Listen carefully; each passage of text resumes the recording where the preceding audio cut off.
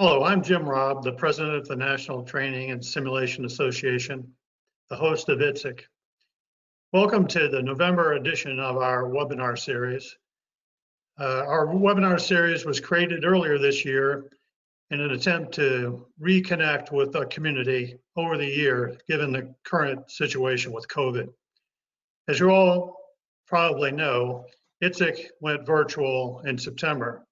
And the team has been working extremely hard for the last 3 months to convert all the content over into a virtual format. I want to congratulate the leadership, the NTSA staff led by Debbie Langelier, and all the volunteers for the tremendous efforts that have gone into making vIITSEC all it can be, and it will be tremendous. So the purpose of today's webinar is to actually highlight the content, very rich content of the program, and then to go on to give you a little snapshot of the actual eShow platform. So we're going to have a great rundown. There's an incredible response this year from senior leaders at OSD all the way down.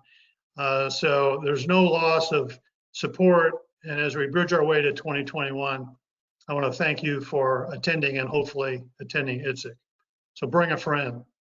So let me introduce the panel. First, we've got Bob Kleinhample, who's the chair, the program chair for this year. Bob is an absolute hero and warrior this year as we've gone through really tremendous difficulties and challenging times. Next, we've got Matt Spruill from the Trideum Corporation. Matt is the program chair and additionally has gone through, every day I see his face on the TV as we go through the challenges and work through it. Last but not least is Sophia Moshasha from the AR/VR Association, who's going to help moderate today's event. So with that, I'd like to turn it over to Sophia, and I'll see you at the end for a couple of comments. Thanks. Thank you, Admiral Robb.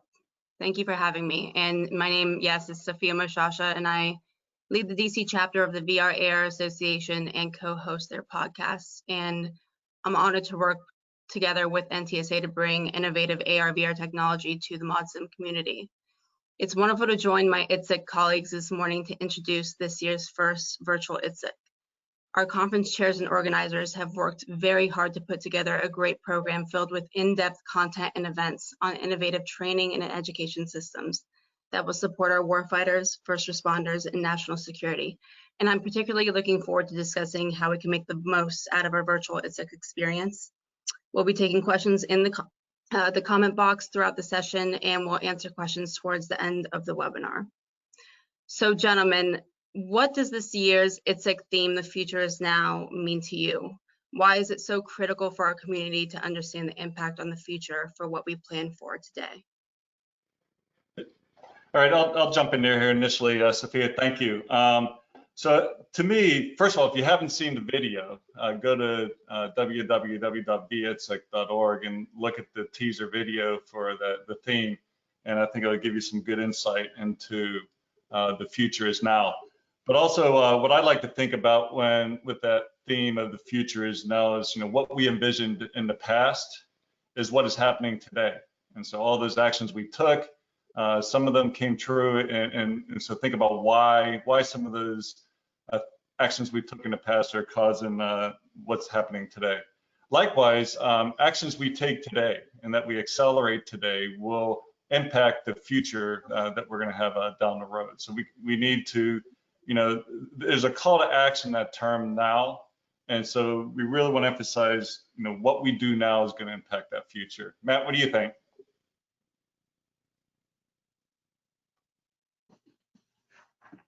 Yeah, so the future is now, that theme, it was intentionally designed to mean a lot of different things to a lot of different people.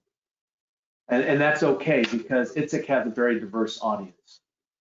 To me, what it means is that we can't wait to the future to develop the training and the products for training to train our warriors on the next battle. We can't wait on that. We've got to do it now. It also ties in with, it's an Army year. We've got the synthetic training environment in full swing right now. It's tied into Army Features Command and where they're going with everything. So again, it's designed to mean different things to a lot of people or different people, and everybody should be able to find some purpose in that. Matt, I'd like to pull a thread a little bit on when you said, we can't wait. And so that reminds me of a paper I read from the Air Force Chief of Staff, and it's titled "Accelerate Change or Lose." And a very interesting thought piece on there. But what he's really emphasizing in there is that our adversaries are accelerating what they are doing at a very rapid pace, basically as a result of information technology modernization, and both our adversaries and our competitors. And we need to get inside that cycle and break that cycle and then accelerate what we're doing at a faster pace than they are to be able to impact the future. So I think it was a really interesting piece about, again, that call to action about now and accelerate. And I think it's a very, very interesting and timely piece about accelerate change now or lose. And who would have known a year and a half ago when we discussed that theme where we would be today? No one predicted this year in vIITSEC. Yeah, and what other trends do you see happening now that are important for us to recognize and pay attention to, and how are you highlighting these trends at the conference? I think there's the big one, the big elephant in the room, COVID, COVID-19, and I think that also helped highlight, I think, some trends that we're seeing. So Matt hit on it a little bit of it earlier, with the Army, with the STE, the synthetic training environment, and they emphasize so much about training to the point of need. And so I think those in the industry and those organizations that adopted and took on that challenge to bring and deliver training to the point of need, to put the capabilities in place for that, so distributed learning, distributed training technologies, et cetera. Those that embrace that and position themselves are actually in a position to affect positive outcomes and actually affect the training that without losing a beat when COVID hit. Yeah, so I'm going to focus a little bit about the second part of your question, which is what are we doing in the program to meet some of those challenges and trends. And one of the highlights of the program, one of the signature events is the STE special event. Perfect for this. We've got content not only in the special event program, but also in papers on digital transformation in the digital workforce. We have special events that, for the first time in my recollection, are what were traditionally service events are now joint events. The Navy is on the STE panel. The M&S, or the Modernization and Acquisition panel, is all of the services. And that is an Army panel. So we're seeing a much more cross-service impact into the content that we're offering this year. And then we've got a real treat for you at the opening ceremonies, thanks to Bob. But the keynote addresses are going to be awesome, and then we've got a little surprise for everybody that you will not want to miss. So I'll go back to Sophia a little bit to some additional trends, and I hit on some of that earlier, and I think the other big one besides COVID is the digital transformation. And I think there's some key things that come from that. There's the acceleration of digital transformation has impacted us so much, and I think that's causing, a lot of, what you see in you're going to see in the demonstrations on our virtual trade show floor. I think you're going to see how that rapid pace and that the digital transformations that's occurring there, how people are embracing that, integrating it leverage those technologies and bringing that together. So I think those are trends people are going to see, and you're going to hear it in the papers and the special events. You're going to hear about how that digital transformation was embraced and harnessed, for the goodness of that. I also talked a little bit about, the effect that digital transformation has. And so, and not only with what we're doing, but also our adversaries and the like, and what we have to do about it. So you're going to be hearing about that.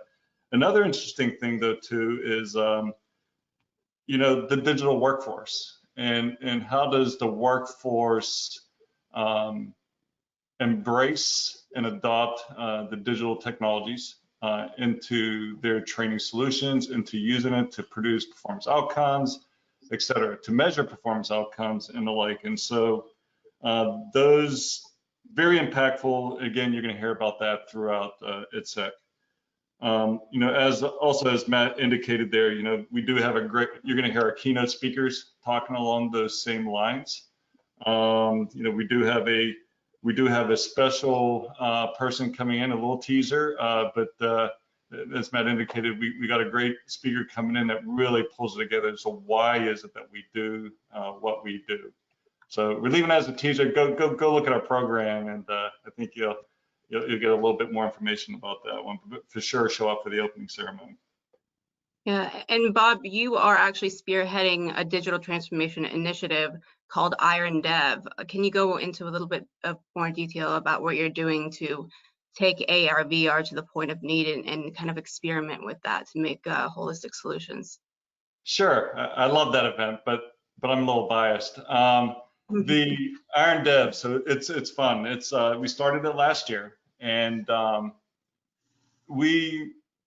think I was inspired by watching a cooking show. I'm not a cook myself, but the cooking show itself, that you're all seeing on TV, where you bring in and introduce a challenge, and you have people there that have to respond, and they're under the stress, they're under the pressures. The other thing we recognize that vIITSEC is, and this kind of gets to a little bit too, what I think we'll talk here in a little bit about, the embracing a broader community, is the development community. There's a lot of business developers that come to vIITSEC, a lot of engineers, but I think our developer community, they might come, they work the booths, but they're not really fully and active participating. So we wanted to embrace them and have an event for them. And so this is a chance for the AR, VR developers, producers, artists, programmers, and the like, to participate in a competition and develop under stressful conditions an AR, VR based solution. So this year, why it was relevant for this year and we're able to pull it off is we asked them to bring AR, VR based solutions that bring training to the point of need. And so that was their challenge this year.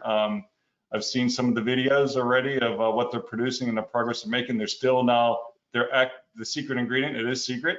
So that they're actively incorporating in the secret ingredient as we speak now, and scrambling to make that challenge happen for the judges to take a look at here. And then there's going to be a show on Thursday at vIITSEC. Be sure to attend that to see how they transform their solutions, bringing it to the point of need. And I think, again, going back to the COVID and the impact of COVID, and so organizations' ability to bring the solutions to where you are and enable those technologies to bring them to wherever you're at and affect training at any time, it's very important. Yeah, those solutions, I did get a sneak peek at those, and they're very impressive, and very impressed with what you're doing with Iron Dev, Bob. So is there anything else special about this conference this year that attendees won't want to miss in terms of special events or panels or others? The answer is yes, and there's something for everyone. Trust me. I want to go back to what Bob was just talking about, though. That Iron Dev ties into the Army year, which ties into STE, which ties into the theme that we've been talking about. All of that is not by accident. But there's a lot of things that are happening at vIITSEC. So back in September, we basically started replanning vIITSEC. Okay. Now we're using content from vIITSEC, but we've kind of turned it upside down. And what do I mean by that? What I mean by that is typically there's about 150 some odd papers and tutorial presentations that occur up on the upper deck of the conference hall. That's not happening this year. All those are on demand, and people will be able to view those more than once at their leisure and for 3 months. And what I mean by we've turned it upside down is that's in the can. Okay, those are ready to go. Now we are working on the live program, and the live program is focused around the special events. Most of them are live. Some of them are live, video recorded with, or video recorded with live Q&A.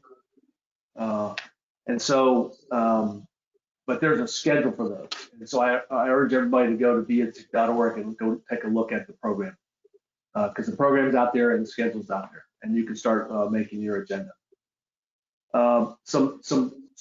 What I see some major events happening over the next during that week. So first off, it's Monday at 11:30 to Friday afternoon at 3. We've expanded. We've always talked about vIITSEC's a 5-day conference. Well, it truly is this year. Normally, it's tutorials on the first day, professional development workshops on the last day. Tutorials, by the way, are also on demand. We have about 112 papers and 17 tutorials available to everybody to view, and across a whole bunch of different topics. Some special events that I think that you're not going to want to miss. Black Swan. We are in our own Black Swan, and this year it's focused on AI's use to help develop a COVID vaccine. Couldn't be more timely nor perfect for the world's events today. We have a couple of headliners. The senior officer panel obviously is always a headliner, but on Thursday morning we have a modernization and acquisition panel with very senior acquisition officials from the Department of Defense. This has a potential to be a very, very good special event. The Marine Corps, who has typically participated in another services program brief, is having their own program brief for the first time ever this year, in their own time slot, and that's great. We are continuing with what we do every year, which is award scholarships to college students at the undergraduate, master's, and PhD level. Normally, we introduce them at the closing ceremonies on Thursday evening. We are still going to do that, but we've also, you can go on the platform and find the scholarship and STEM area, and they've all recorded a message about themselves, and I encourage you to go out and take a look at that. I mean, they are our future. We have, I say we, collectively, we have been working really hard on engagement opportunities. You know, you've got the exhibit space, the virtual exhibit space, with not only industry, but the services hosting virtual booths. There's about 114 of them right now. And so that's one way to engage. You can engage people during the special events in the chat room. We're going to have conference ride chat rooms. If you're watching a paper, you can click a link or click a button and send a question to the author, even though it's asynchronous, and the author will get an email with the question that they can respond to you in.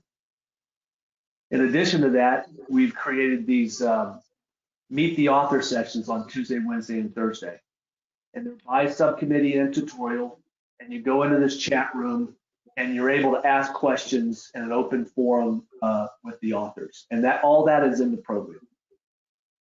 On top of that, we've got, we plan the schedule from about 10 o'clock in the morning or till 4:30 in the afternoon for the live schedule, and that's to allow for people on the West Coast to not have to get up at 4 o'clock in the morning, and people in Europe not to be up till midnight. We've wrapped some things around that. One is to meet the authors, but there's dedicated exhibit time first thing in the morning. So again, you know, where you typically have had to really manage your schedule because of so many events, there's only 2 live events going on at any given time. So you only have to make a choice between one or the other. Everything else you can see on demand at your own schedule. You can watch it at night or first thing in the morning, or wait till after the conference. So people have an opportunity that they never had before. And that opportunity is to observe or watch every presentation given at its. That has never been, we've never been able to do that before. That's an important aspect. And then the last thing, myself and Elliot, next year's program chair, are going to host a half-hour session during the networking break each day. And it's a substitute for the speakers meeting because we don't need to do that this year like we normally do. And what that's going to allow us to do is field questions from the conference attendees on things like, how do I get involved with vIITSEC? What were some of the challenges you had this year? Things like that. So we have a very broad amount of content this year, and we've transitioned it all from the live vIITSEC to vIITSEC, almost all of it. You know, Matt, but hey, Matt, I think that's an awesome, you know, content-rich program. Incredible job putting that together, you and the team, everybody that pulled that off. And I think there's like, as you described, there's something there for everybody, and it's going to be really rich. I want to pull a thread a little bit though too, from my perspective, what I think is special, and that's a little bit more on the engagement opportunities. And that engagement, not only as Matt described, you know, with the authors and those who are speaking, but also I want to talk a little bit about the exhibitors too, and the other aspect of this. And so I think other virtual conferences that have occurred where I think the engagement at the exhibit level on some of those new technologies, and there is a lot of them. There's about 115 exhibitors right now that have registered to show up. But so how do you engage with them? And so this platform that NTSA has sought out and is using for this has enabled that to occur. So, and then in those exhibits, I think when you go and peruse it, and those that are exhibiting on, that are listening, you know you can post videos, you can put fact sheets. There's tons of information in your booth that you can put there.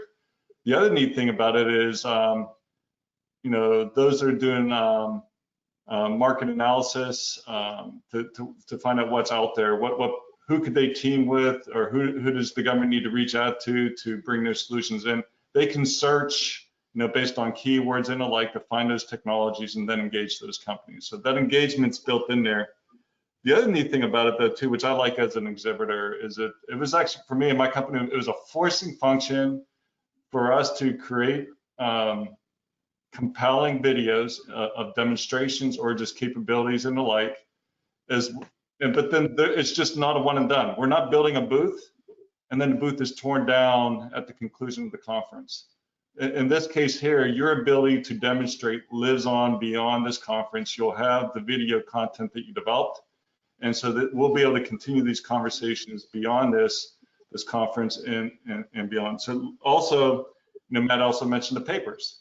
You know, those papers are going to live on here for 3 months. So, you know, you just don't have access during the conference. For 3 months more, you'll be able to go and watch those presentations.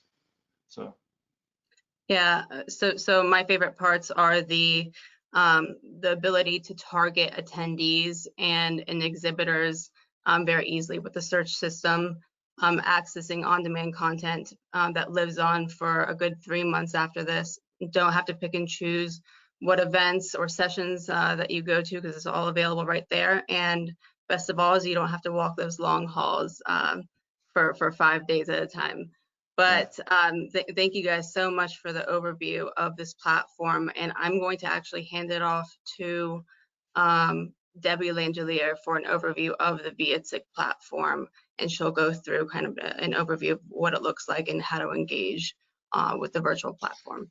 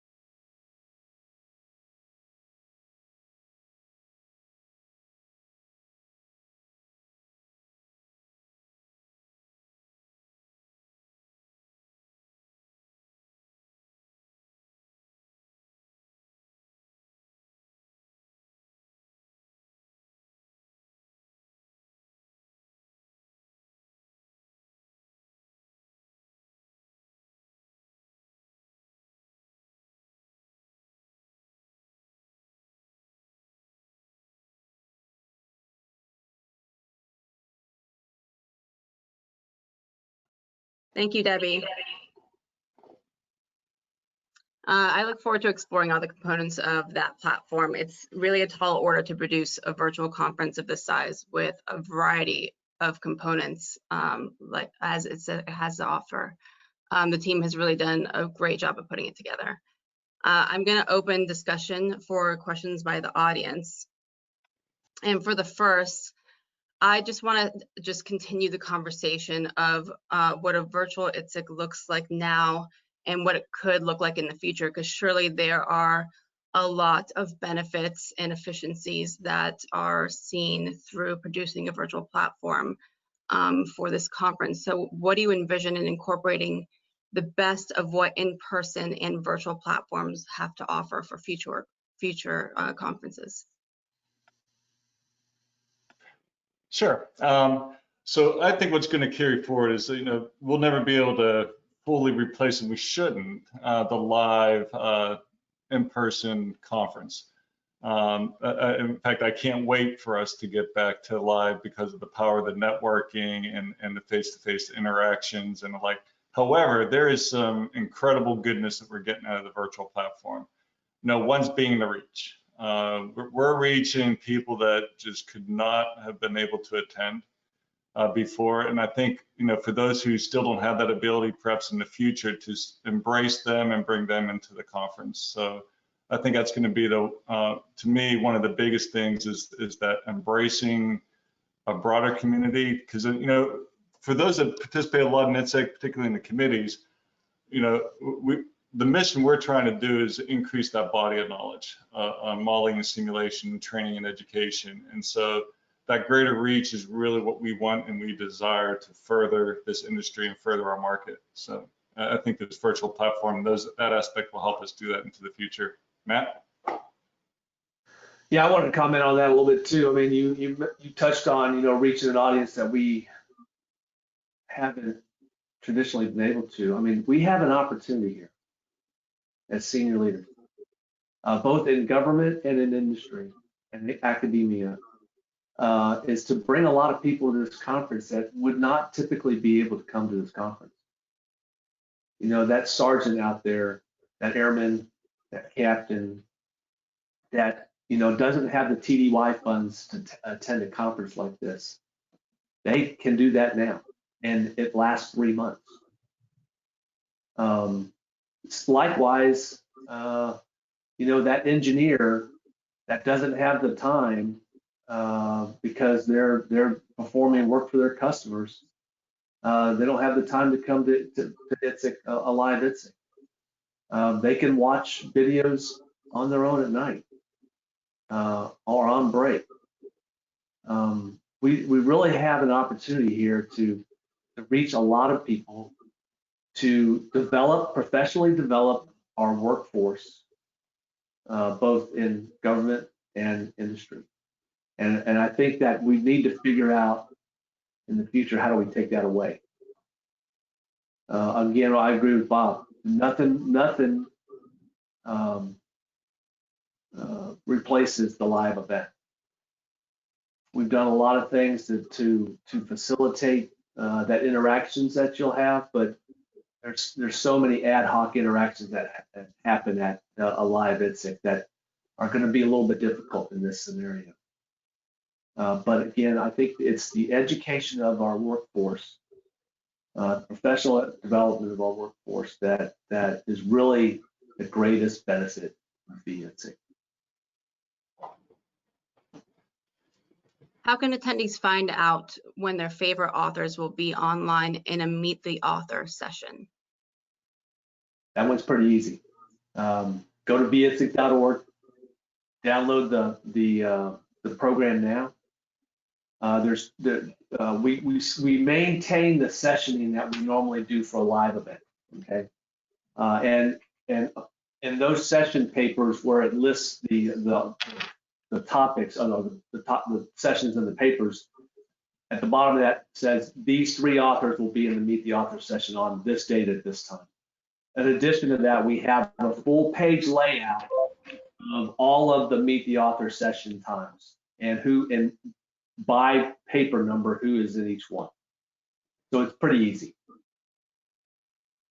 That's great. Yeah, and just another example of some of the value that the virtual conference has to offer over potentially the live conference. Some of these more personal engagements, like meet the author. So from a security perspective, how will we be able to validate who we are talking with, where they work, and what country they're from?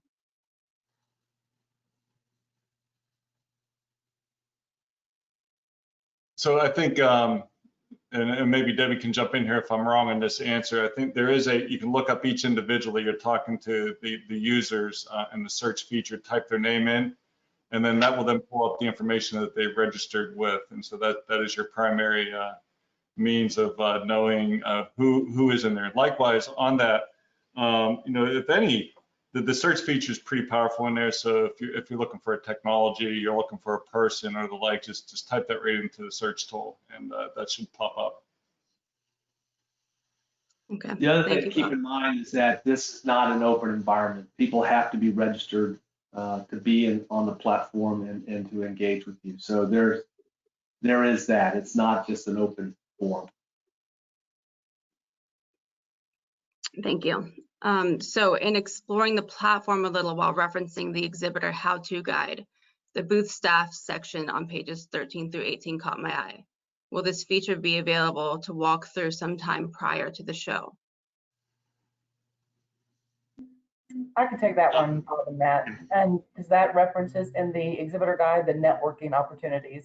So what I went over in our networking channels is what they're referencing. So it's a really robust networking option where you can connect with attendees, exhibitors, set up appointments with your exhibit space, or attendees can also set up appointments with other attendees. But if they haven't watched this video, or there's also now an exhibit video that goes into greater detail about how to use the networking options within their space. In addition to that, Sophia, part of the question was how can they practice that? We have a practice day this Friday.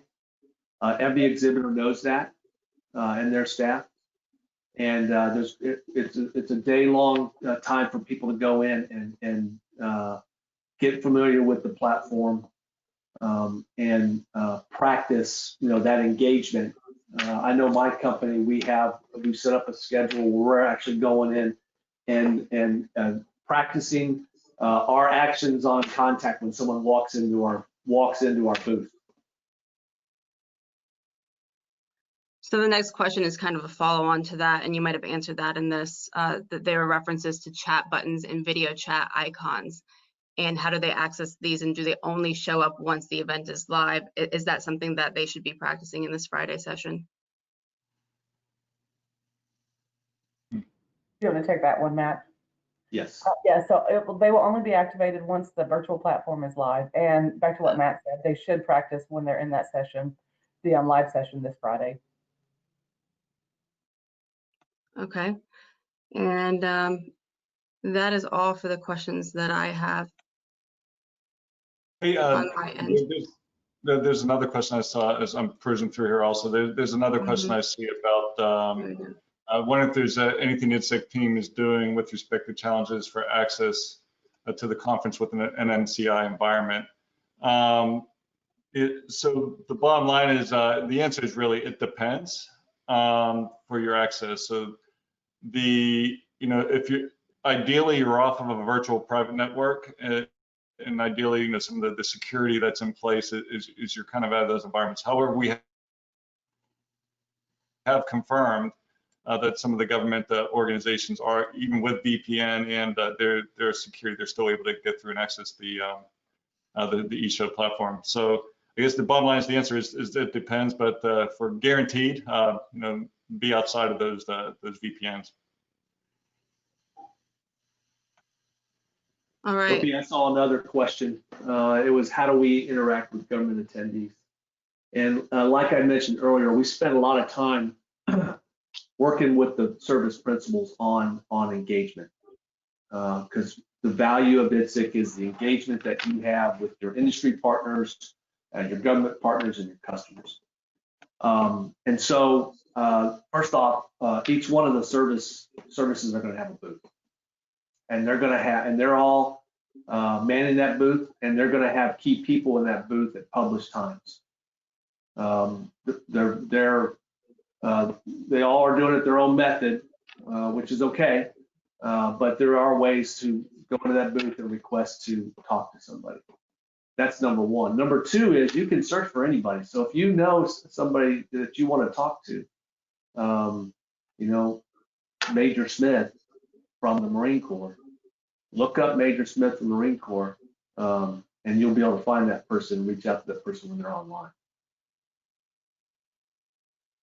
Yeah, again, that's one of my favorite aspects about the platform tool, is that you can really have this targeted, personalized engagement with the attendees and exhibitors of this conference. So really do take advantage of the tools that are afforded by this virtual platform. There's a lot to explore, and it will, all the content will be available for you for at least a few months, and a lot of advantages to what the virtual conference environment will have for attendees and everyone else involved. So on that note, I am going to conclude this. One more, I got one more I'd like to add. Hey, I just want to add to just to spread the word here about this conference. So and particularly on the government and military side, I don't think a lot of y'all know this, or there is no charge. So spread the word, get it out there. It's a chance for many, as Matt was saying, it's a chance for many to attend this, and particularly for the government and military. Hey, there's no charge for this, so join the conversation here at ITSEC. And there's a lot of good stuff happening. Yeah. Hey, Sophia, last comment, if you don't mind. So just so everybody out there knows, and there's probably some of those people on this webinar today. There's 277 people that pull this event together every year. Everybody from the president of NTSA down to the people that put on the professional development workshops. And I got to tell you that we pivoted 3 times this year, and everybody's just been all in and very helpful, and Change is our middle name this year. We couldn't have done it without all of our volunteers. And I want to thank each and every one of them for making this a great year, and thank Bob for allowing me the freedom to maneuver to replan the program. Great job, Matt, and to the team. Absolutely, I'm sure everyone is looking forward to it this year. Thank you, gentlemen. On that note, I'm going to kick it back to Admiral Robb to conclude this webinar. Thank you so much. Okay. Thanks, Sophia, Bob, and Matt, and Debbie. You all did a great job. It's a lot of moving parts. It's a new platform. It's different. So just like all ITSECs, I emphasize that attendees and exhibitors need to go in and prepare. They need to go through the site. They need to plan their show and figure out what they want to do. I do want to emphasize that in a COVID year, which has been quite extraordinary, all the services are all in. I mean, they have just rallied around. When we talked about maybe not doing ITSEC this year, there was a hue and cry. And they just said that this has got to go. So thank you to all of them for their support and for actually going the extra mile to make it happen. I also want to emphasize that we have many senior leaders in the program, to include folks like Ellen Lord, Al Schaefer from OSD, General Murray, who leads the Army Futures Command, representatives from the Space Command, which is a new thing. And we've invited all the acquisition executives, the service acquisition of executives, and we have folks like Hondo Gertz who are committed to come as well. So that's a pretty high bar the Army laid out there, and that's an exceptional response from all those folks. And I think it makes clear that training, simulation, education are important to them as well. We also have a lot of continuing emphasis on accelerating acquisition. So Bob talked about Iron Dev, which is developmental acceleration. But we still have events like Pitch Day from the Air Force that are being replicated by the other services, in fact. So we see a lot of things that are leaning forward into how do we get the need for speed to get the future today, and that's what we're committed to doing. There's also a host of program briefs, just like the TSIS updates that we have every year. All services are going to participate, and there's a substantial part of the program that's committed to this kind of program briefs. Like I said, we have engaged a newly formed Space Command and have representation from them at the general officer level this year. And we'll continue to try to grow a relationship with the Space Command and build that out in the future. We also have continuing emphasis of medical simulation, which is a big part of the program as well as the exhibit floor. So we continue to work on the medical simulation side. It's critical that we make improvements there and continue to work our strategic emphasis on patient safety. I want to emphasize that vIITSEC is a bridge to a return to normal, hopefully, to personal events. That said, and as Bob said and the rest of the team, I've challenged them to look at the benefits of the virtual platform to include expanding our outreach, especially overseas, and allowing attendees to review all the content. So as you go through this, we are strategically reviewing 2021 to be somewhat of a hybrid event where people will be able to attend in person or remotely, or maybe a combination of both. So give us your feedback on how we can make in-person better through this experience, which has been quite extraordinary. I want to finally close out by circling back to our mission of supporting warfighters and first responders and their families. They all didn't get a year off. So it's really critical that we persevered and made vIITSEC happen. It's in the end in support of these great heroes and heroines that we do vIITSEC in the first place. So additionally, the passion of the training and simulation community for that mission has been truly impressive this year and really stood out. So make sure you register and go check it out, get involved, join the team if you're so disposed. And please have a great day. Thanks for attending, and we'll see you at vIITSEC in November. Thanks, Robb. Thanks, everybody. Thank you.